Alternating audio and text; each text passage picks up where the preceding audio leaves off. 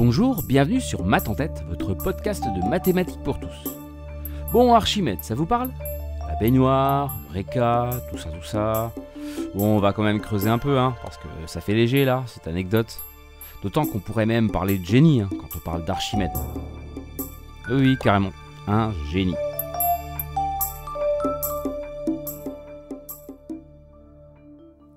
Bon, sur quels critères s'appuyer pour parler de génie? Difficile d'être objectif, certes.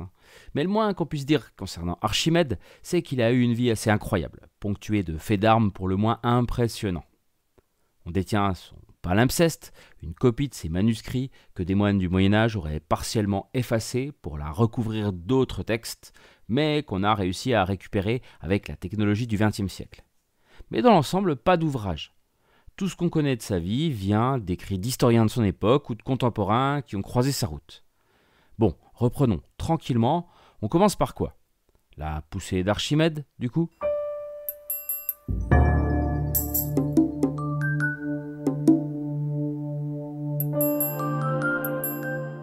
Archimède de Syracuse est né à Syracuse donc, vers moins 287 et est mort en moins 212 dans la même ville.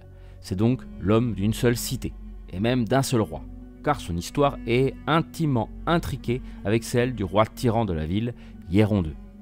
Syracuse, c'est en Sicile, mais c'est une colonie grecque à l'époque.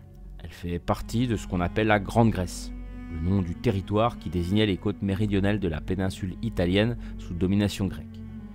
Et donc, la poussée d'Archimède. Tout viendrait d'une mission que lui aurait confiée le roi Hiéron II. Ce dernier voulait savoir si sa couronne était véritablement en or massif ou si elle contenait un alliage moins précieux. Après avoir longuement réfléchi à un moyen d'obtenir une réponse, Archimède aurait trouvé la solution au problème en prenant un bain, en voyant sa baignoire déborder lorsqu'il y entra, et en constatant le volume d'eau déplacé par l'immersion de son propre corps. Tout corps plongé dans un liquide subit de la part de celui-ci une poussée exercée du bas vers le haut et égale en intensité au poids du liquide déplacé. C'est peut-être ça un génie, quelqu'un qui sait observer le monde et en tirer le meilleur. En attendant, il serait sorti de l'eau en criant « Eureka !» J'ai trouvé, en grec ancien, en courant tout nu dans les rues de Syracuse. Bon, visiblement, les génies savent aussi oublier le monde qui les entoure parfois. En tout cas, quelques expérimentations et comparaisons plus tard, l'or est censé perdre 1/20 de son poids dans l'eau. La couronne mouillée ressort de l'eau et le constat est sans appel, elle n'est pas totalement en métal précieux. Aïe.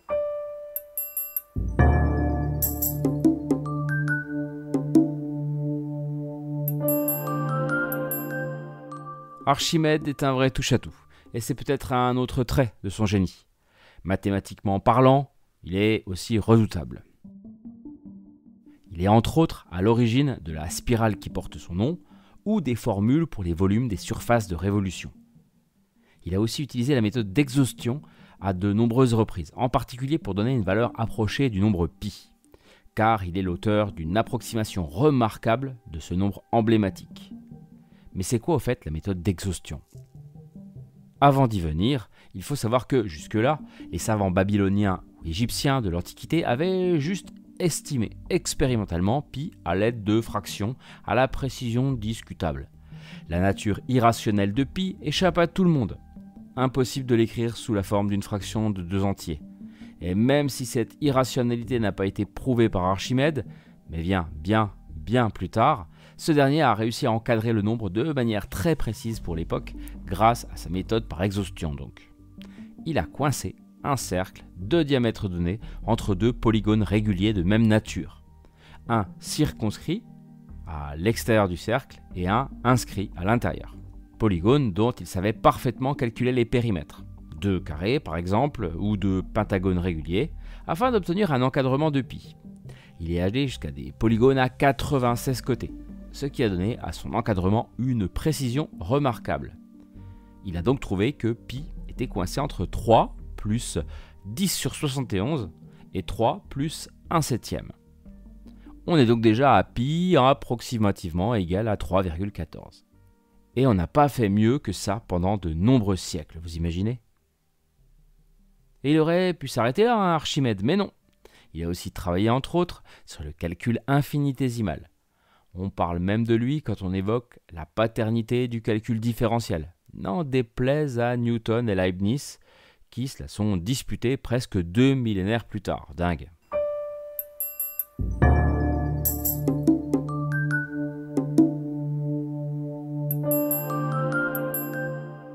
Archimède fait aussi ses preuves dans le domaine de la physique.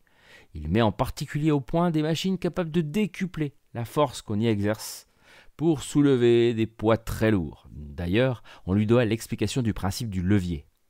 Il en aurait discerné toute la puissance, allant même jusqu'à dire « Donnez-moi un point fixe et un levier, et je soulèverai la Terre ».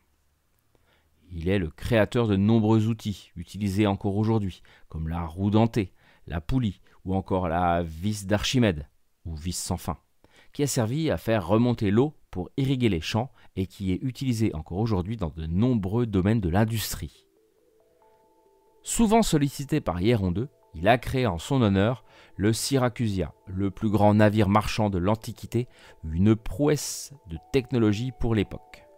En pleine guerre punique, Archimède, pour protéger sa ville, aurait été le créateur d'armes défensives d'une inventivité folle. On parle de bras géants repoussant les navires ennemis et d'énormes miroirs censés mettre le feu aux vaisseaux des assaillants. Leur existence étant malgré tout contestée, car impossible à réaliser avec la technologie de l'époque. Quand la légende finit par dépasser la réalité, on touche aussi peut-être là à un des traits caractéristiques des génies qui ont marqué l'histoire. Même sa mort est remarquable.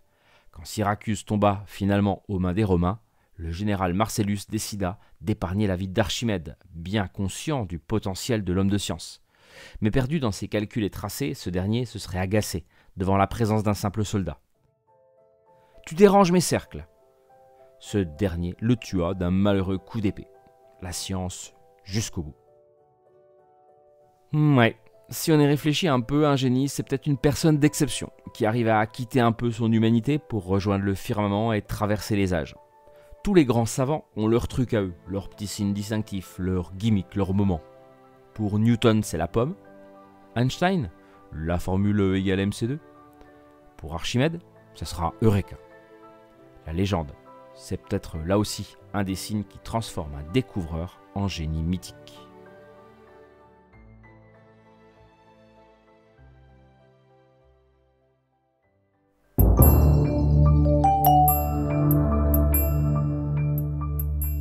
Merci à vous d'avoir écouté ce podcast, j'espère qu'il vous a plu. Initialement, je l'ai écrit et réalisé il y a quelques années pour le podcast Science Infuse, auquel j'ai participé. C'est une véritable mine d'or qui balaie beaucoup de thèmes scientifiques. Pour ma part, j'y ai officié pendant le cycle mathématique. Vous retrouverez aussi de la physique, de la chimie, de la biologie et bien d'autres choses. N'hésitez pas une seconde à aller en écouter le contenu, je suis sûr que ça va vous plaire. En tout cas, je vous souhaite le meilleur et je vous retrouve dans 2 semaines pour de nouvelles aventures mathématiques sur Math en tête. D'ici là, ciao!